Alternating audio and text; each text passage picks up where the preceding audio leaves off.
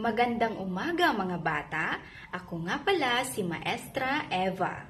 Bago tayo magsimula sa ating diskusyon ngayong araw, tayo muna ay tumayo at dinggin ang presensya ng Panginoon. Iyuko ang ating mga ulo at ipikit ang ating mga mata. Panginoon, kami po ay nagpapasalamat sa araw na ito at hinandugan niyo po kami ng mapayapang umaga.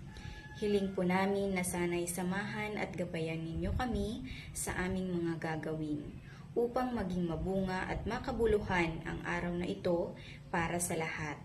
Bago kayo umupo mga bata, pakipulot muna ang mga kalat na nasa ilalim ng inyong mga upuan at pakiayos ang inyong mga upuan sa tamang hanay. Maaari na kayong umupo mga bata. Mayroon bang lumiban sa ating klase ngayon? Mabuti! Lahat kayo ay pumasok ngayong araw na ito. Bago natin simulan ang diskusyon sa araw na ito, ipapaalala ko lamang ang mga alituntunin sa ating silid-aralan. Una, ugaliin natin pulutin ang mga kalat sa ating silid-aralan. Pangalawa, panatilihin ang disiplina sa sarili. At ang pangatlo, magtaas lamang ng kanang kamay kung gustong sumagot o may gustong tanungin. Maliwanag ba mga bata? Magaling! Naaalala ninyo pa ba ang ating pinag-aralan noong huli nating pagkikita? Mahusay! Kung ganoon, ano ang paksa o pangunahing ideya na ating pinag-aralan? Rayan? Tama! Ngayon mga anak, bigyan nga natin ng clear clap si Rayan. Ako muna, tapos sabay-sabay na tayong lahat. Maliwanag? Ganito mga anak. 1, 2, 3. 1, 2, 3. Hoy! Ano naman ang gamit ng pang-uri? Sige nga anak, Janil. Mahusay! Bigyan nga natin ng McDo clap si Janil. Ganito. I love McDo! Magbigay nga ng pangungusap na ginagamitan ng pang-uri at tukuyin kung ano ang pang-uri na ginamit. Kayla? Mahusay! Ngayon naman, bigyan natin ng Dunisha clap si Kayla. Ganito. 1, 2, 3. 1, 2, 3. Very good, very good, very good. Ikinagagalak ko na natatandaan ninyo pa rin ang ating huling pinag-aralan. Ngayon mga bata, gusto nyo bang kumanta? Okay! Ngayon, si teacher ay naghanda ng isang kanta. Ang ating awitin ay pinamagatang uri ng pang-uri. Kaya naman ay atin nang sisimulan. Maganda, mas maganda, pinakamaganda. Maliit, mas maliit, pinakamaliit. May antas, may antas, may antas ang pang-uri. May lantay, pahambing at mayroon ding pasukdol. Malaki, mas malaki, pinakamalaki. Malinis, mas malinis, pinakamalinis. May antas, may antas, may antas ang pang-uri. May lantay, pahambing at mayroon ding pasukdol. At ngayon mga bata, base sa ating kinanta, ano sa tingin niyo ang ating papag-aralan ngayong araw? Okay, clear? Okay, pang-uri, pwede. Bigyan nga natin si Claire ng magaling clap. And 1, 2, 3. 1, 2, 3. Magaling, magaling, magaling. Sino pa? Okay, Dexter. Ano ang iyong sagot, Dexter? Okay. At mga antas ng pang-uri. Very good, Dexter. So, bigyan nga natin si Dexter ng spaghetti clap. In 1, 2, 3. 1, 2, 3. Spaghetting pababa, pababa ng pababa. Spaghetting pataas, pataas ng pataas. Ang pang-uri na ating tinalakay noong huli nating talakayan ay may tatlong antas. Ang una ay lantay, pangalawa ay ang pahambing, at pangatlo ay ang pasukdol. ideya na ba kayo kung ano ang ibig sabihin ng lantay? Kung ganun, ay maaari nyo bang basahin ang nasa harapan ng ating screen?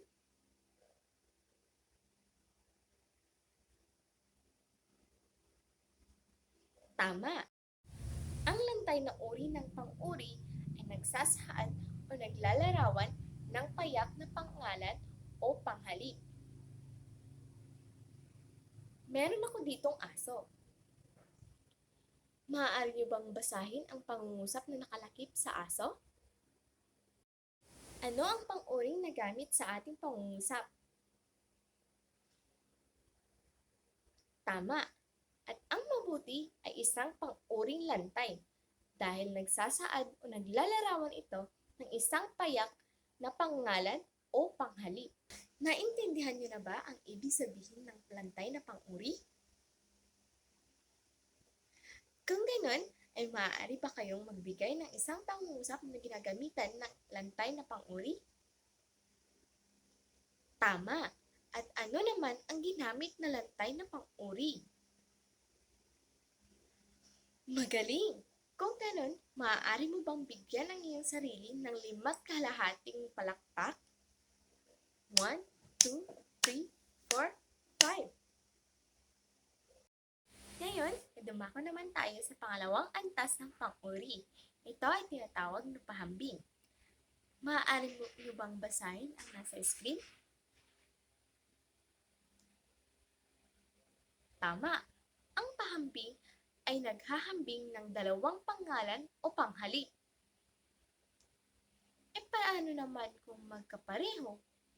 Maaari nyo ba ulit basahin ang nasa screen? E kung nagkakahigit ang isa? Pakibasa? Tama! Ngayon ay meron na naman ulit akong hayop dito. O alaga ang hayop. Tada! Ito ay isang pusa.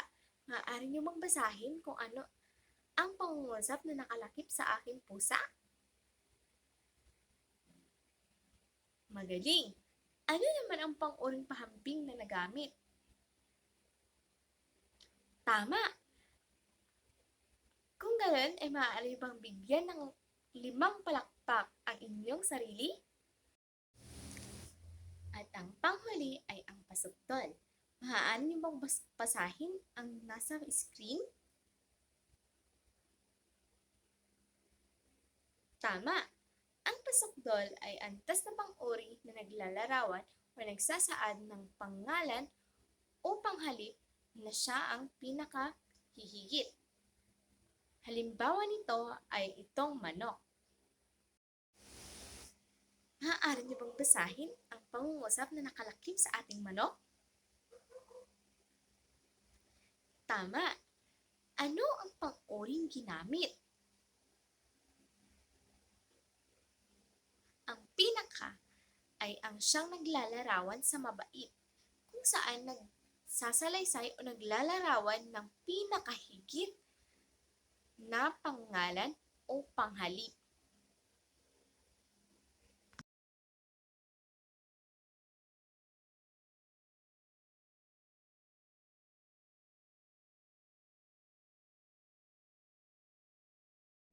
Ngayon, upang malaman kung talagang may natutunan kayo sa ating leksyon sa araw na ito, ay meron akong 5 katanungan na inyong sasagutan.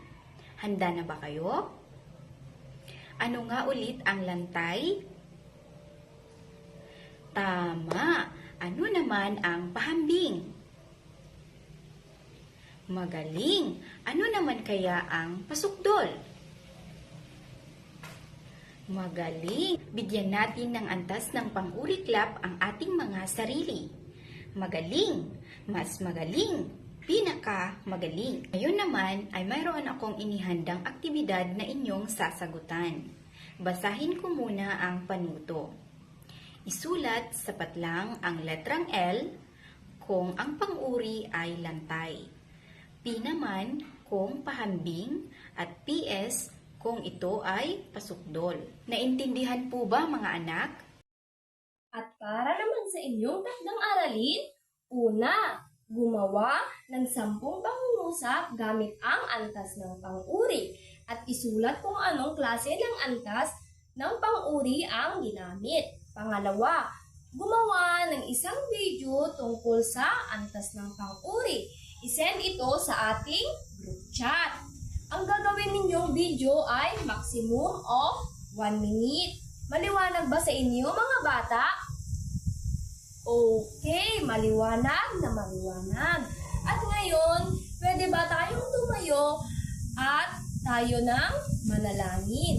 Sa ngalan ng Ama, ng Anak, ng Espiritu Santo. Amen. Panginoong naming Diyos, salamat po sa araw na ito. Amen. Sa ngalan ng Ama, ng Anak, ng Espiritu Santo. Amen. So mga bata, bago kayo lumabas ng ating silid-aralan, pakiayos muna ang inyong mga upuan sa tamang hanayan at pulutin ang mga basura sa ilalim ng inyong mga upuan. Goodbye, class! Okay.